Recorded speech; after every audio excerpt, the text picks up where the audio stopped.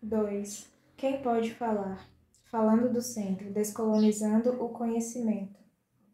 Pode a subalterna falar? Gayatri C. Spivak coloca a questão. Pode a subalterna falar? A qual logo responde: não. É impossível para a subalterna falar ou recuperar sua voz, e, mesmo que ela tivesse tentado com toda sua força e violência, sua voz ainda não seria escutada ou compreendida pelos que estão no poder. Nesse sentido, a subalterna não pode de fato falar. Ela está sempre confinada à posição de marginalidade e silêncio que o pós-colonialismo prescreve. Spivak usa a imolação de viúvas na Índia como um símbolo da subalterna. A viúva indiana, argumenta, é encarcerada dentro do colonialismo e do patriarcado, situação que faz com que seja quase impossível para ela ganhar voz. O ato de queimar a viúva na pira funerária de seu marido recém-falecido, continua Spivak, confirma que ela está ausente como sujeito. Essa ausência simboliza a posição da subalterna como sujeito oprimido que não pode falar porque as estruturas da opressão não permitem que essas vozes sejam escutadas, tampouco proporcionam espaço para a articulação das mesmas. Nesse ponto, Spivak oferece uma visão bastante significativa questionando a noção de falar. Ao argumentar que a subalterna não pode falar, ela não está se referindo ao ato de falar em si. Não significa que nós não conseguimos articular a fala ou que não podemos falar em nosso próprio nome. A teórica, em vez disso, refere-se à dificuldade de falar dentro do regime repressivo do colonialismo e do racismo. Alguns anos mais tarde, foi formulada uma questão similar, no contexto alemão. Spirit de Subalternität. O posicionamento de Spivak acerca da subalterna silenciosa é, entretanto, problemático se visto como uma afirmação absoluta sobre as relações coloniais, porque sustenta a ideia de que o sujeito negro não tem capacidade de questionar e combater discursos coloniais. Esse posicionamento, argumenta Benedita Parry, delibera a surdez para a voz nativa, onde ela pode ser ouvida, e atribui um poder absoluto ao discurso dominante branco. A ideia de uma subalterna que não pode falar, como explica Patricia Hill Collins, encontra primeiro a ideologia colonial que argumenta que grupos subordinados se identificam de modo incondicional com os poderosos e não têm uma interpretação independente e válida de sua própria opressão, e, portanto, não podem falar. Em segundo lugar, a ideia de uma subalterna silenciosa pode também implicar a alegação colonial de que grupos subalternos são menos humanos do que seus opressores e são, por isso, menos capazes de falar em seus próprios nomes. Ambas afirmações veem os colonizados como incapazes de falar e nossos discursos como insatisfatórios e inadequados, e, nesse sentido, silenciosos. Elas também vão ao encontro da sugestão comum de que grupos oprimidos carecem de motivação para o ativismo político, por conta de uma consciência falha ou insuficiente de sua própria subordinação. No entanto, grupos subalternos colonizados não têm sido nem vítimas passivas, nem tampouco cúmplices voluntárias da dominação. É desnecessário escolher entre os posicionamentos se pode falar ou não. No entanto, Spivak alerta os críticos pós-coloniais contra a romantização dos sujeitos resistentes. Ela leva a sério o desejo de intelectuais pós-coloniais de enfatizar a opressão e viabilizar as perspectivas dos grupos oprimidos. Não obstante, seu objetivo é desafiar a simples suposição de que podemos recuperar o ponto de vista da subalterna. A própria ausência no centro da voz do colonizado pode ser lida como emblemática da dificuldade de recuperar tal voz, e como a confirmação de que não há espaço onde colonizados possam falar. Conhecimento e o mito do universal. Todo semestre, logo no primeiro dia do meu seminário, faço algumas perguntas à turma para lhes oferecer uma noção de como o conhecimento e o poder racial se entrelaçam. Primeiro, nós contamos quantas pessoas há na sala. Então, começo fazendo perguntas muito simples. O que foi a Conferência de Berlim em 1884 e 1885? Quais países africanos foram colonizados pela Alemanha? Quantos anos durou a colonização alemã no continente africano? E concluo com perguntas mais específicas. Quem foi a rainha Nzinga? E que papel ela teve na luta contra a colonização europeia? Quem escreveu Pele Negra, Máscaras Brancas? Quem foi Mei Ayin?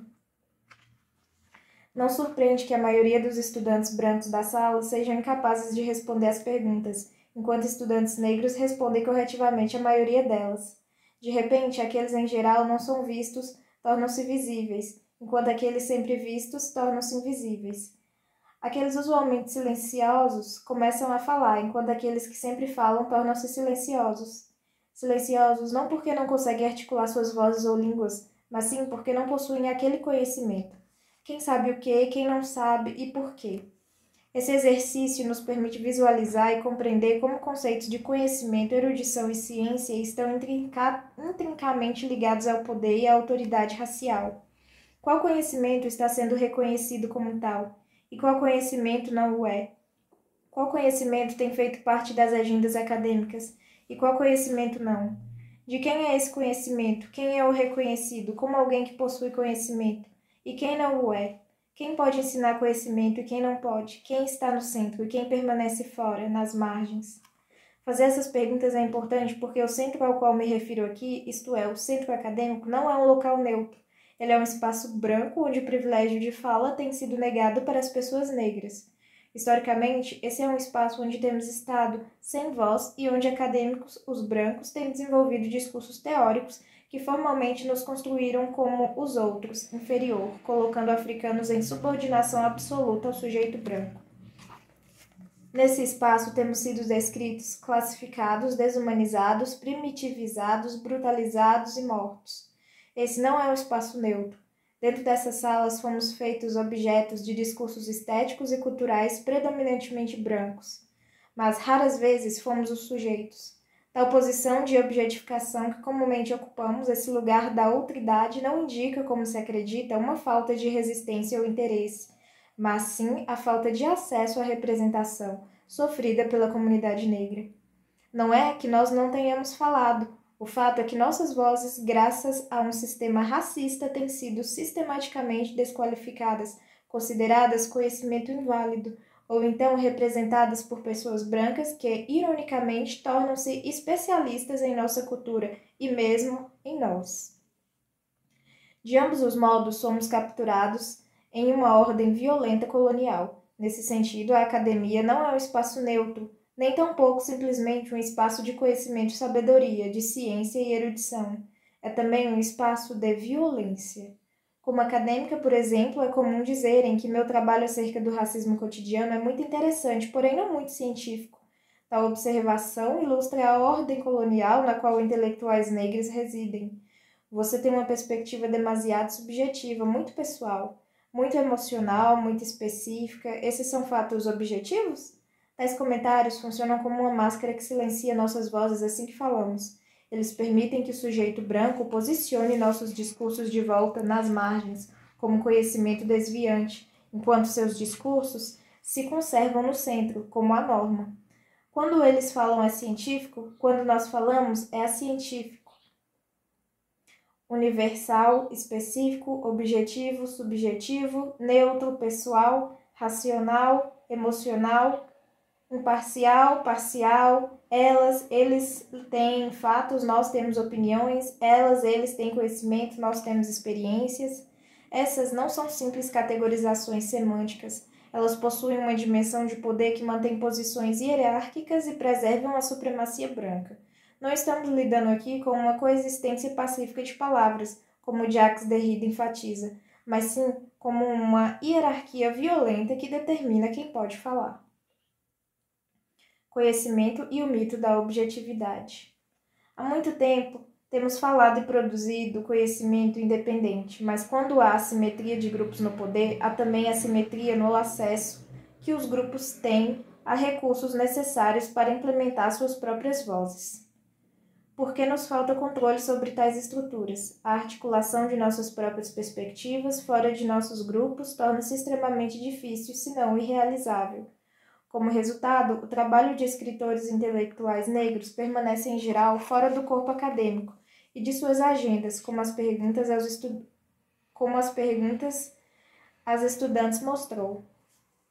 Eles e elas não estão acidentalmente naquele lugar, foram colocados na margem por regimes dominantes que regulam o que é verdadeira erudição. Considerando que o conhecimento é colonizado, argumenta Irmgard Stauble, e que o colonialismo não apenas significa a imposição da autoridade ocidental sobre terras indígenas, modos indígenas de produção, leis e governos indígenas, mas também a imposição da autoridade ocidental sobre todos os aspectos dos saberes, línguas e culturas indígenas, não é somente uma imensa, mas também urgente tarefa de descolonizar a ordem eurocêntrica do conhecimento. Além disso, as estruturas de validação do conhecimento que definem o que é erudição de verdade e válida são controladas por acadêmicos brancos, ambos homens e mulheres que declaram suas perspectivas como condições universais. Enquanto posições de autoridade e comando na academia forem negadas às pessoas negras e às people of color, a ideia sobre o que são ciência e erudição prevalece intacta, permanecendo propriedade exclusiva e inquestionável da branquitude. Portanto, o que encontramos na academia não é uma verdade objetiva científica, mas sim o resultado de relações desiguais de poder, de raça. Qualquer forma de saber que não se enquadre na ordem eurocêntrica de conhecimento tem sido continuamente rejeitada, sob o argumento de não constituir ciência credível. A ciência não é, nesse sentido, um simples estudo apolítico da verdade, mas a reprodução de relações raciais de poder que ditam o que deve ser considerado verdadeiro e em quem acreditar. Os temas, paradigmas e metodologias do academicismo tradicional, a chamada epistemologia, refletem não um espaço heterogêneo para a teorização, mas sim os interesses políticos específicos da sociedade branca. A epistemologia, derivada das palavras gregas episteme, que significa conhecimento, e logos, que significa ciência, é a ciência da aquisição de conhecimento e determina que questões merecem ser colocadas, temas como analisar e explicar um fenômeno, paradigmas e como conduzir pesquisas para produzir conhecimento, métodos. E nesse sentido define não apenas o que é o conhecimento verdadeiro, mas também em quem acreditar e em quem confiar. Mas quem define quais perguntas merecem ser feitas? Quem as está perguntando? Quem as está explicando? E para quem as respostas são direcionadas? Devido ao racismo, pessoas negras experienciam uma realidade diferente das brancas e, portanto, questionamos, interpretamos e avaliamos essa realidade de maneira diferente. Os temas, paradigmas e metodologias utilizados para explicar tais realidades podem diferir dos temas, paradigmas e metodologias dos dominantes. Essa diferença, no entanto, é distorcida do que conta como conhecimento válido. Aqui, inevitavelmente, tenho de perguntar como eu, uma mulher negra, posso produzir conhecimento em uma arena que constrói de modo sistemático os discursos de intelectuais negros como menos válidos. Conhecimento e o mito da neutralidade. Interessante, mas acientífico. Interessante, mas subjetivo. Interessante, mas pessoal, emocional, parcial. Você interpreta demais, disse uma colega. Você deve achar que é a rainha da interpretação. Tais comentários revelam o controle interminável sobre a voz do sujeito negro e o anseio de governar e comandar como nós nos aproximamos e interpretamos a realidade. Com tais observações, o sujeito branco é assegurado de seu lugar de poder e autoridade sobre um grupo que ele está classificando como menos inteligente. O último comentário em particular contém dois momentos cruciais. O primeiro é uma forma de advertência que descreve o ponto de vista de uma mulher negra como uma distorção da verdade, indicada aqui através da expressão interpretar demais. A colega branca estava me advertindo que eu estava interpretando em demasia, extrapolando as normas da epistemologia tradicional e, portanto, produzindo conhecimento inválido. Parece-me que a afirmação interpretar demais tem a ver com a ideia de que a oprimida está vendo algo que não deveria ser visto e a revelar algo que deveria permanecer em silêncio como um segredo. Curiosamente, também nos discursos feministas, os homens tentam de forma similar irracionalizar o pensamento de mulheres, como se as interpretações feministas não fossem nada mais do que a fabricação da realidade, de ilusão, de talvez até uma alucinação feminina. Nessa constelação é a mulher branca que racionaliza meu pensamento, e ao fazê-lo, ela define para uma mulher negra o que é conhecimento real e como ele deveria ser expressado. Isso revela as complexas dinâmicas entre raça, gênero e poder e como a suposição de um mundo dividido entre homens poderosos e mulheres subordinadas não pode explicar o poder da mulher branca sobre mulheres e homens negros. No segundo momento, ela fala de posições hierárquicas, de uma rainha que ela fantasia que eu queira ser, mas em quem não posso me tornar. A rainha é uma metáfora interessante, é uma metáfora do poder e também da ideia de que certos corpos pertencem a determinados lugares.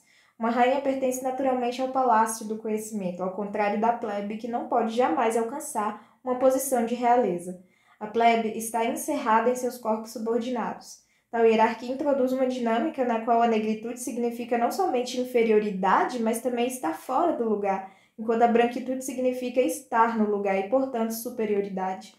Dizem-me que estou fora do lugar porque, em sua fantasia, eu não posso ser a rainha, mas apenas a plebeia. Ela parece estar preocupada com meu corpo como impróprio. No racismo, corpos negros são construídos como corpos impróprios, como corpos que estão fora do lugar, e por essa razão, corpos que não podem pertencer. Corpos brancos, ao contrário, são construídos como próprios. São corpos que estão no lugar, em casa, corpos que sempre pertencem. Eles pertencem a todos os lugares, na Europa, na África, no Norte, no Sul, Leste, Oeste, no Centro, bem como na periferia. Através de tais comentários, intelectuais negras são convidadas persistentemente a retornar a seus lugares, fora da academia, nas margens, onde seus corpos são vistos como apropriados, e em casa. Tais comentários agressivos são performances frutíferas do poder, controle e intimidação que certamente logram sucesso em silenciar vozes oprimidas. Frutífero de fato porque lembro de ter parado de escrever por mais de um mês. Eu me tornei temporariamente sem voz, fui claramente excluída, white out, e estive esperando ser escuramente incluída, black in. Me lembrei muito das palavras de Audre Lorde. E quando nós falamos, temos medo que nossas palavras nunca serão ouvidas, nem bem-vindas. Mas quando estamos em silêncio, nós ainda temos medo, então é melhor falar, tendo em mente que não éramos supostas sobreviver. Discursos marginais: dor, decepção e raiva. Obviamente, falar sobre essas posições marginais evoca dor, decepção e raiva. Elas são lembretes dos lugares onde mal podemos entrar, dos lugares nos quais dificilmente chegamos, ou não podemos ficar. Tal realidade deve ser falada e teorizada. Deve ter um lugar dentro do discurso, porque não estamos lidando aqui com informação privada. Tal informação aparentemente privada não é de modo algum privada. Não são histórias pessoais ou reclamações íntimas, mas sim relatos de racismo. Tais experiências revelam a inadequação do academicismo dominante em relacionar-se não apenas com sujeitos marginalizados, mas também com nossas experiências, discursos e teorizações. Elas espelham as realidades históricas, políticas, sociais e emocionais das relações raciais em espaços acadêmicos e deveriam, portanto, ser articuladas tanto teórica quanto metodologicamente. Sendo assim, demanda uma epistemologia que inclua o pessoal e o subjetivo como parte do discurso acadêmico, pois todos nós falamos de um tempo e lugar específicos, de uma história e uma realidade específicas. Não há discursos neutros. Quando acadêmicos brancos afirmam ter um discurso neutro e objetivo, não estão reconhecendo o fato de que eles também escrevem de um lugar específico, que naturalmente não é neutro nem objetivo ou universal, mas dominante. É um lugar de poder. Desse modo, se esses ensaios parecem preocupados em narrar as emoções e a subjetividade como parte do discurso teórico, vale lembrar que a teoria está sempre posicionada em algum lugar e é sempre escrita por alguém. Meus escritos podem ser incorporados de emoção e de subjetividade, pois, contrariando o academicismo tradicional, os intelectuais negros se nomeiam, bem como seus locais de fala e de escrita, criando um novo discurso com uma nova linguagem.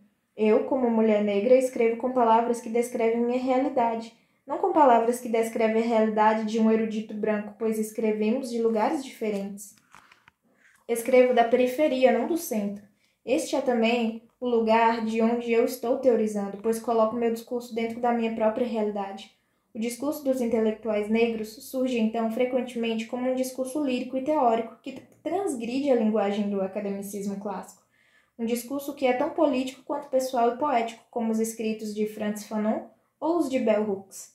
Essa deveria ser a preocupação primordial da descolonização do conhecimento acadêmico, isto é, lançar uma chance de produção de conhecimento emancipatório alternativo, como Irmgard Stauble argumenta, a fim de transformar as configurações do conhecimento e do poder em prol da abertura de novos espaços para a teorização e para a prática. Como escritores e acadêmicos negros, estamos transformando configurações de conhecimento e poder à medida que nos movemos entre limites opressivos, entre a margem e o centro. Essa transformação é refletida em nossos discursos. Quando produzimos conhecimento, argumenta Bell Hooks, nossos discursos incorporam não apenas palavras de luta, mas também de dor, a dor da opressão. E ao ouvir nossos discursos, pode-se também ouvir a dor e a emoção contidas em sua precariedade. A precariedade, ela argumenta, de ainda sermos excluídos de lugares aos quais acabamos de chegar, mas dificilmente podemos ficar. Lembro-me do processo de inscrição do meu projeto de doutorado na universidade como um momento de dor. Ele despertou a dor vinda tanto das margens quanto da impossibilidade de entrar no centro. A inscrição, tão emblemática da minha passagem para o centro, foi um longo e dúbio processo que parecia impossível superar ou triunfar. Lembro-me de como a lista de documentos necessários para se inscrever mudava toda vez que o processo parecia estar concluído. Exigiam repetidamente novos certificados que não haviam sido listados nem sequer mencionados antes. Reuni-los consumiu tempo e dinheiro imensos para lá e para cá, enviando faxes, solicitando documentos à espera de documentos autenticados do meu país, traduzindo-os para o alemão e autenticando as traduções novamente. Ao final, disseram-me que nenhum daqueles documentos era realmente necessário, mas que eu precisava fazer um teste de alemão. Foi a primeira vez que alguém mencionou que, para ser matriculada como estudante de doutorado, eu teria de me submeter a um exame de língua alemã. Tal exame seria realizado 2 dias após o recebimento dessa notícia. Fiquei perplexa com o fato de que não me haviam dito isso antes. Pelo menos eu poderia ter me preparado. O teste, no entanto, não estava listado como uma exigência oficial para candidatos ao doutorado, e eu disse isso a eles em vão. 2 dias depois, encontrei-me sentada e despreparada numa sala enorme com dezenas de estudantes de todas as partes do mundo. A tensão foi grotesca. O teste determinaria quem poderia se tornar estudante e permanecer na Alemanha e quem não poderia. Após o teste, procurei os regulamentos da universidade, pedi uma tradução e li atentamente todas as seções da Constituição.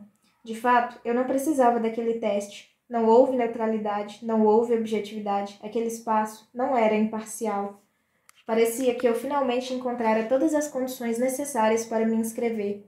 Quando finalmente tive meu último encontro com uma das diretoras no departamento de registro, ela sentou na minha frente, meus documentos nas mãos, e de maneira persuasiva perguntou-me se eu tinha certeza absoluta que queria me inscrever como candidata ao doutorado. Ela explicou que eu não precisava e adicionou que eu deveria considerar a possibilidade de pesquisar e escrever minha tese em casa. A casa a que ela se referia é invocada aqui como a margem. Eu estava sendo convidada a permanecer em casa, fora das estruturas universitárias, com o status não oficial de pesquisadora.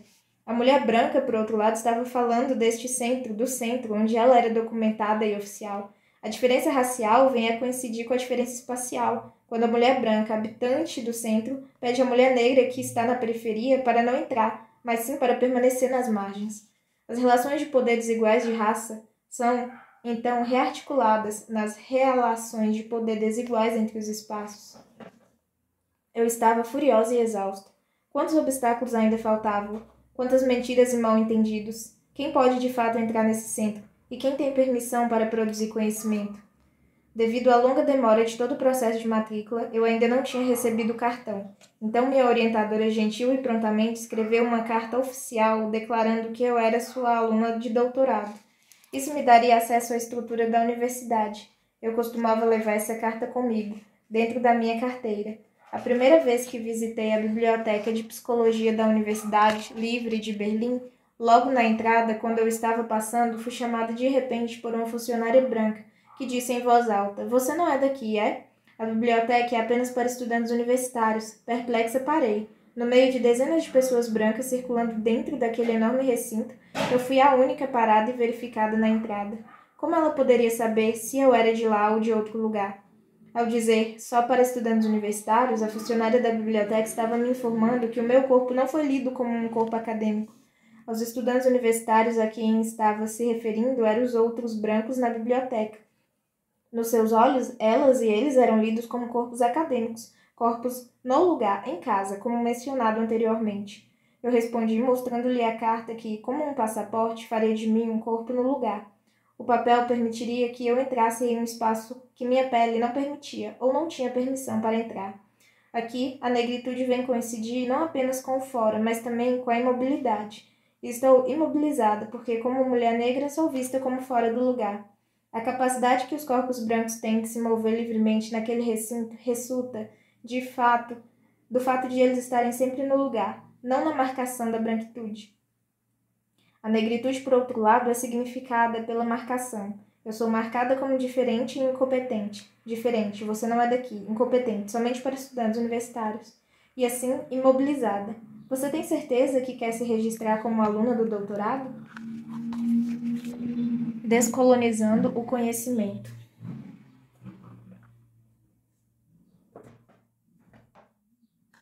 Escrever sobre o próprio corpo e explorar os significados do corpo pode, obviamente, ser visto como um ato de narcisismo ou de essencialismo, escreve Feli Niketo Simons.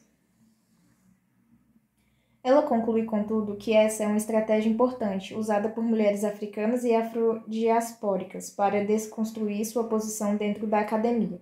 Os episódios anteriores examinam não apenas a relação problemática entre a academia e a negritude, mas também a relação entre nós e a teoria social que proporciona nossas experiências incorporadas. Como Gayatri Spivak explica em seu ensaio Marginality in the Teaching Machine, que tais escritos pessoais são uma crítica persistente e desconstrutiva à teoria, um debate sobre a impossibilidade de o corpo e as construções racistas sobre ele escaparem dentro da máquina de ensino, pois não se é simplesmente um peixe na água. Essa água tem peso. Eu não posso ser, como sugere Bourdieu, um peixe na água que não sente o peso da água e toma o mundo sobre si mesmo como natural. O mundo que habito como acadêmica é um mundo branco. Discursos acadêmicos sobre o social construíram a negritude como o outro inferior, de modo que, mesmo ao ser nomeada, a negritude contém um problema de relacionalidade com a branquitude. Neste mundo branco, eu sou um peixe de água doce nadando na água do mar. Eu sinto o peso da água no meu corpo. Eu também sinto o peso dessa água. Durante o processo de matrícula, considerei diversas vezes deixar a Alemanha ou desistir do meu projeto de tese, como alguns colegas e alguns colegas negros fizeram na época. Essa situação paradoxal descreve a dinâmica entre raça e espaço relatada acima. Eu tenho de sair do país para fazer trabalhos acadêmicos ou eu poderia ficar no país, mas fora da academia? Eu conseguiria administrar minha permanência no país e dentro da academia? E quanto ser uma das poucas intelectuais negras dentro dessa maquinaria branca me custaria emocionalmente? Essas perguntas giravam constantemente na minha mente. Alguns anos mais tarde, eu ainda era a única estudante negra do meu colóquio e depois a única docente negra no meu departamento e uma das poucas em toda a instituição. Não posso ignorar quão difícil é para nossos corpos escaparem às construções racistas sobre eles dentro da academia. Quando frequentava a universidade, lembro-me de ser a única aluna negra no departamento de psicologia por 5 anos.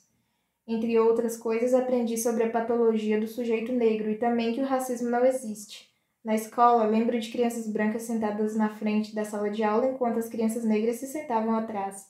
De nós, dos fundos da sala, era exigido que escrevêssemos com as mesmas palavras das crianças da frente, porque somos todos iguais, dizia a professora. Nos pediam para ler sobre a época dos descobrimentos portugueses, embora não nos lembrássemos de termos sido descobertos. Pediam que escrevêssemos sobre o grande legado da colonização, enquanto só pudéssemos lembrar do roubo e da humilhação. E nos pediam que não perguntássemos sobre nossos heróis e heroínas de África, porque eles eram terroristas e rebeldes. Que ótima maneira de colonizar, isto é, ensinar colonizados a falar e escrever a partir da perspectiva do colonizador. Mas, sabendo que grupos oprimidos são frequentemente colocados na posição de ser ouvidos, somente se enquadramos nossas ideias na linguagem que é familiar e confortável para um grupo dominante. Eu não posso escapar da pergunta final. Como eu, uma mulher negra, deveria escrever dentro dessa arena? Patricia Hill Collins argumenta que a exigência de que o oprimido seja obrigado a prover um discurso confortável muitas vezes muda o significado do nosso ideal e trabalha para elevar as ideias dos grupos dominantes. Assim, o conforto aparece como uma forma de regulação dos discursos marginalizados. Mas para quem devo escrever? E como devo escrever? Devo escrever contra ou por alguma coisa? Às vezes, escrever se transforma em medo. Temo escrever, pois mal sei se as palavras que estou usando são minha salvação ou minha desonra. Parece que tudo ao meu redor era e ainda é colonialismo. Tínhamos médicos, professores e estadistas. Sim, mas em todos esses casos algo de insólito persistia. Nós temos um professor de história senegalês, ele é muito inteligente. Nosso médico é um negro, ele é muito cordial. Era o professor negro, o médico negro. Eu, que começava a fraquejar, tremia ao menor alarme. Sabia, por exemplo, que se o médico negro cometesse um erro, era o seu fim e o dos outros que o seguiriam. Na verdade, o que se pode esperar de um médico negro? Desde que tudo corresse bem, punham-no nas nuvens, mas atenção, nada de enganos, de forma alguma. O médico negro não saberá jamais a que ponto sua posição está próxima do descrédito. Fanon.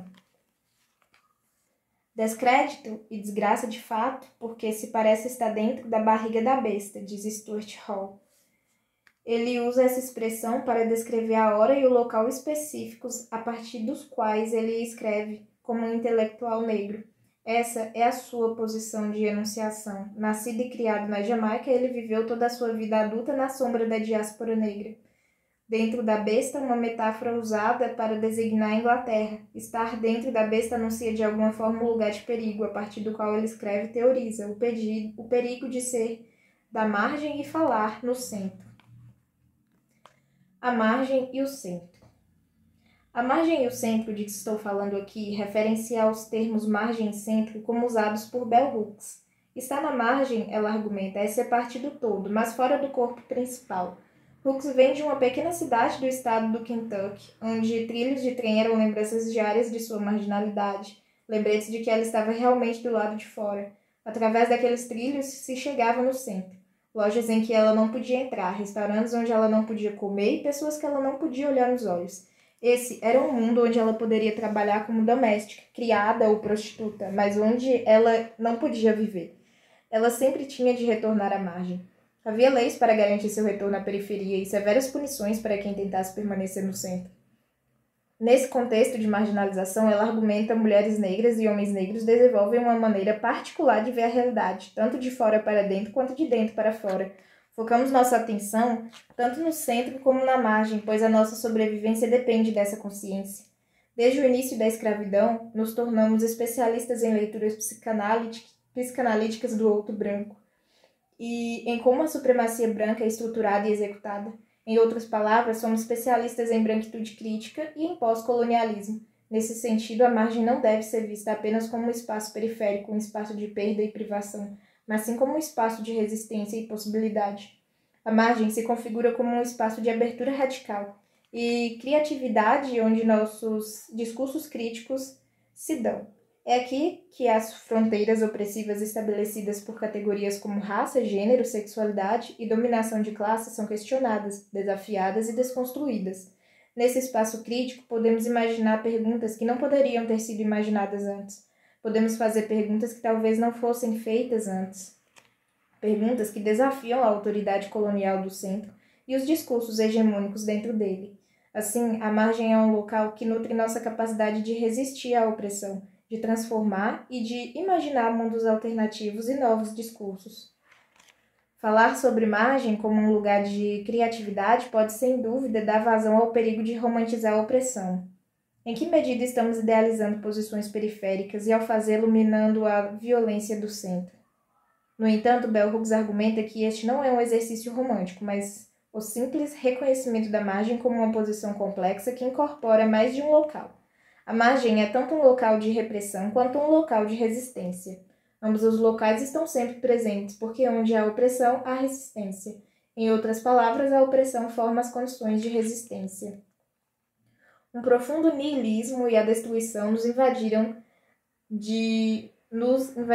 se considerássemos a margem apenas uma marca de ruína ou de ausência de fala, em vez de um lugar de possibilidade. Stuart Hall, por exemplo, diz que quando ele escreve, escreve contra. Escrever contra significa falar contra o silêncio e a marginalidade criados pelo racismo. Essa é uma metáfora que ilustra a luta das pessoas colonizadas para acessar a representação dentro de regimes brancos dominantes. Escreve-se contra no sentido de se opor.